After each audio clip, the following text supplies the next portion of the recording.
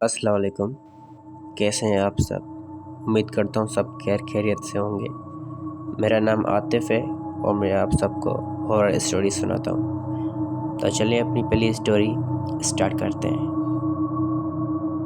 ये वाक़या कराची के इलाके मलीर के एक चौराहे का है, जहाँ लोग आज भी रात के बाद गुजरने से डरते हैं। इस चौराहे के इलाके वाले चौराहे का साया कहते हैं। कहा जाता है कि कई साल पहले वहाँ एक ट्रैफिक हादसा हुआ था।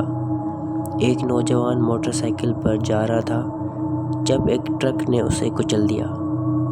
वो मौके पर ही मर गया। इसके बाद से वहाँ अजीब वाक़यात शुरू हुए। रात के बाद जो भी उस चौराहे से गुजरता उसे एक साया जैसा इंसान सड़क के बीचों बीच खड़ा नज़र आता। कुछ लोग कहते हैं वो सफ़ेद कपड़ों में होता है और जब कोई गाड़ी करीब आती है तो वो अचानक से गायब हो जाता है। एक रिक्शा ड्राइवर ने बताया कि एक रात तकरीबन 2 बजे इसने देखा कि एक आदमी हाथ के इशारे से रुकने को कह रहा था। ड्राइवर रुका, वो शख्स रिक्शे में बैठ गया, चुपचाप बैठा रहा, कुछ बोला नहीं। जब ड्राइवर ने पीछे मुड़कर देखा तो रिक्शा खाली था।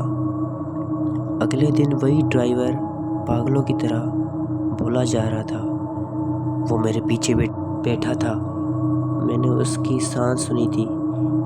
आज भी रात के वक्त जब कोई उस चौराहे से गुजरता है तो अचानक से वहाँ दर्जा हरारत कम हो जाता है, जैसे कोई साया पास से गुजरा हो।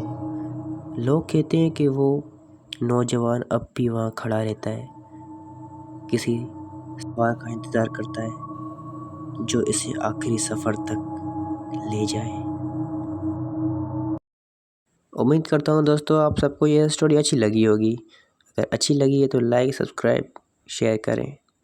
और अगर कभी रात को आप इस चौराहे से गुज़रें और कोई साया आपको रुकने का इशारा करे तो आगे बढ़ जाएं, क्योंकि हर साया इंसान नहीं होता।